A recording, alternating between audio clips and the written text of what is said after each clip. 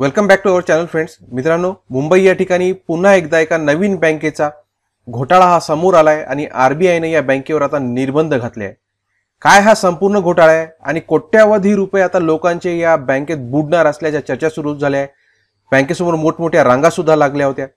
आपण काय खबरदारी घेतली पाहिजे की जे आपले पैसे जर बँकेत असतील, असा घोटाळा आपल्या बँकेत होऊ नये. मग आपले पैसे किती सुरक्षित आहे आणि त्याच्यासाठी ते सुरक्षित राहण्यासाठी आपण काय केलं पाहिजे, या सगळ्या गोष्टी आज आपण या व्हिडिओमध्ये पाहणार आहोत, जे की आपल्या जीवनाशी निगडित आहे आणि फार आवश्यक आहे. तुम्ही अजूनही आपल्या चॅनलला सबस्क्राईब केलं नसेल तर लगेच सबस्क्राईब करून घ्या.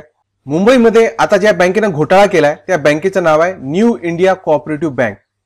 इथलचा जो जनरल मॅनेजर होता त्यानं जवळपास 122 कोटी रुपये परस्पर आपल्या नातेवाईकांच्या आणि आपल्या मित्रांच्या खात्यामध्ये ट्रान्सफर केले आणि हा घोटाळा त्यानं मागील 5 वर्षांमध्ये केलेलं सांगण्यात येत आहे. त्याचं नाव काय होतं? माजी महाव्यवस्थापक, ज्याचं नाव आहे हितेश प्रवीणचंद मेहता. याच्यावर आरोप काय आहे? तक्रारीनुसार बँकेचा माजी general manager and head of accounts Hitesh Pravinchand Mehta याने बँकेच्या प्रभादेवी दादर या ठिकाणी जी आहे आणि गोरेगाव शाखांमधून 122 कोटी रुपयांची अफरातफर केली. अफरातफर म्हणजे काय? परस्पर आपल्या मित्रांच्या आणि नातेवाईकांच्या खात्यामध्ये पाठवले आणि हे पूर्ण घोटाळा त्यानं केला मागील 5 वर्षांमध्ये. 5 वर्षांमध्ये हा जेव्हा घोटाळा होत होता, आरबीआय दरवर्षी ऑडिट करत असते, तर ही झोपली होती का? इतक्या लोकांचे पैसे परस्पर तो आपल्या मित्रांच्या आणि नातेवाईकांच्या खात्यामध्ये पाठवत होता, तर आरबीआयने दरवर्षी जो ऑडिट होतो त्याच्यामध्ये केलं काय? हा एक मोठा प्रश्न इथे निर्माण झालाय. तर 2 शाखांमधून हा घोटाळा करण्यात आला. प्रभादेवीच्या कार्यातून 112 कोटी आणि गोरेगावच्या शाखेतून 10 कोटी त्यानं गायब केले. त्यानंतर पोलिसांनी याला ताब्यात घेतलाय आणि अशी माहिती समोर येते की हा जवळपास 1990 पासून इथं कार्यरत होता. म्हणजे जुना कर्मचारी होता बँकेचा, म्हणजे एका प्रकारे विश्वासू होता आणि विश्वासू असून सुद्धा त्याने इतकी मोठी अफरातफर, लोकांना इतका मोठा हादरा त्यानं बसवलाय. बँक सुद्धा फार जुनी आहे मित्रांनो, बँक सुद्धा नवीन नाहीये. बँकची स्थापना 1968 ची आहे. फार जुना आणि ऐतिहासिक बँक याला म्हणावं लागेल, कारण याची स्थापना कोणी केली होती? तर याची स्थापना केली होती जॉर्ज फर्नांडिस यांनी. भारताचे माजी संरक्षण मंत्री सुद्धा राहिलेले, कामगार नेते प्रसिद्ध. तेव्हा 1968 मध्ये जेव्हा हे कामगार नेते होते जॉर्ज फर्नांडिस, हे जर्मनीला गेले होते आणि जर्मनीला गेल्यानंतर त्यांनी तिथं पाहिलं होतं की कामगार लोकांची तिथं बँक आहे. मग त्यांना एक कल्पना आली की मग भारतामध्ये सुद्धा एक अशी बँक असली पाहिजे जी की कामगारांसाठी असावी.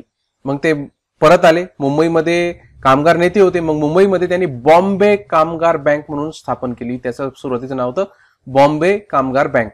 त्याच्यामध्ये बऱ्याचशा श्रीमंत लोकांना त्यांनी भेटीगाठी घेतल्या, 1-1 लाख रुपये फंड गोळा केला आणि ही बँक त्यांनी 1968 मध्ये स्थापन केली. परंतु नंतर 1977 मध्ये या बँकेचं नामांतर झालं, जी न्यू इंडिया बँक याचं नामांतर करण्यात आलं. आणि आता जेव्हा या बँकेमध्ये घोटाळा झालाय ना, असं सांगण्यात आहे की 2466 कोटी रुपये अडकले आहेत. कोणाचे आहेत? सामान्य लोकांचे. तुमच्या आणि आमच्यासारख्या सामान्य लोकांचे पैसे या बँकेमध्ये आता अडकले आहेत. आरबीआयने निर्बंध घातले आहे, पैसे काढता येत नाही आणि जर बुडाले पैसे तर किती परत भेटणार हे सुद्धा आपण आजच्या व्हिडिओमध्ये सगळं पाहणार आहोत. या बँकेच्या सर्वाधिक शाखा मुंबई महानगरपालिका क्षेत्रात एकूण 17 शाखा आहे आणि पूर्ण भारतभर ही बँक पसरलेली आहे. या 2023-24च्या अहवालानुसार याच्यात 6866 सभासद आहे, तर 2173 सभासद हे नाममात्र आहेत. 2024 अखेर बँकेने 1322 कोटी रुपयांचं कर्ज वाटप केलं आणि थकबाकीचं प्रमाण 9.47% होतं आणि एनपीएचं प्रमाण 5.43 होतं. एनपीए 5.43 म्हणजे हे बुडीत आहे, हे कधी परत भेटणारच नाही आहे, असं याला एनपीए म्हणतात.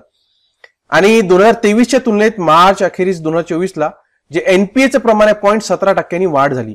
आता इथेही फार मोठं राजकारण होत आहे मित्रांनो. याच्यात राजकारण असं आहे की या बँकेमध्ये एका मुंबईमधील सत्ताधारी पार्टीच्या आमदाराचं नाव येत आहे की त्यानं या बँकेवर प्रेशर आणून इथलचं सगळे पैसे जाणून बुजून अशा लोकांना लोन किंवा कर्ज देण्यास भाग पाडलं की जे कधी पुन्हा भेटणार नाही.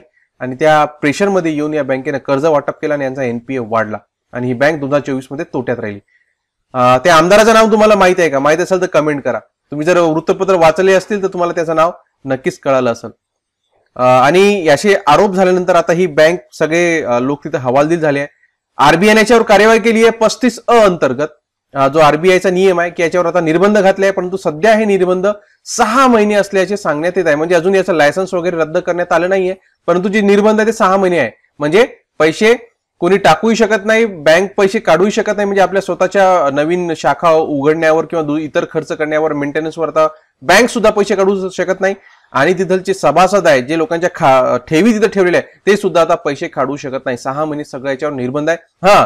ज्यानं कर्ज उचललेला आहे तो कर्ज भरू शकतो, एवढी इतकी मात्र सवलत आहे की म्हणजे बँक स्वतःचं हित पाहते पण लोकांचं हित ते पाहत नाही. आता आरबीआयचे काय रूल्स आहे, आपल्या ज्या ठेवी आपण बँकेत ठेवतो त्या किती आपण ठेवू शकतो, तर आरबीआय मध्ये असं काही रूल नाहीये. तुम्ही किती पण ठेवी कोणत्याही बँकेत ठेवू शकता, परंतु ती जर बँक बुडाली किंवा त्याच्यावर बंदी घातली गेली तर बँक मात्र नियमानुसारच तुम्हाला पैसे परत करते. समजा एखाद्या बँकेत चोरी झाली, दरोडा पडला किंवा बँकेवर बंदी आली असेल तर तुम्हाला त्या पैशाची हमी नाही आहे. आता हमी नाही, मग किती पैसे परत भेटू शकतात. आता बघा, हा मुद्दा फार आपल्यासाठी महत्वाचा आहे. आपल्या ठेवी बँकेत सुरक्षित आहे की नाही, ते कशा ठेवाव्या याच्यावर मी तुम्हाला एक उपाय सांगतो. तर deposit insurance and credit guarantee corporation act 1961 च्या कलम 16(1) अन्वये बँकेत कोणत्याही प्रकारे जमा केलेल्या तुमच्या पैशाची केवळ 5 लाख रुपयापर्यंतची हमी बँक देते, म्हणजे इन्शुरन्स असतो.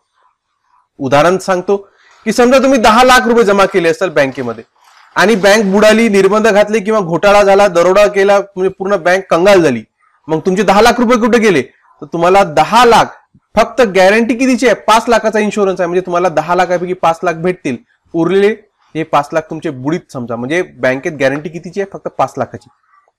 मग आता इथं सोल्युशन आहे मित्रांनो, इथं उपाय आहे. आपण आपल्या ठेवी सुरक्षित असल्या पाहिजे म्हणून काय करायचं, आपल्या ज्या ठेवी आहे एकाच बँकमध्ये ठेवायच्या नाही. काय करायचं, शक्यतो जो निवड आहे ती नॅशनलाइज बँकेचीच करायची. कोऑपरेटिव्ह बँकेवर विश्वास ठेवू नका. तुम्हाला व्याज, एफडी असे लालच दाखवून ते या प्रकारच्या ठेवी ठेवण्यास भाग पाडतात, परंतु त्याच्या हातखंड्यात पडायचं नाही. नॅशनलाइज बँकेमध्ये 2 ते 3 अकाउंट, म्हणजे 2 ते 3 नॅशनलाइज बँकेमध्ये आपले अकाउंट असले पाहिजे.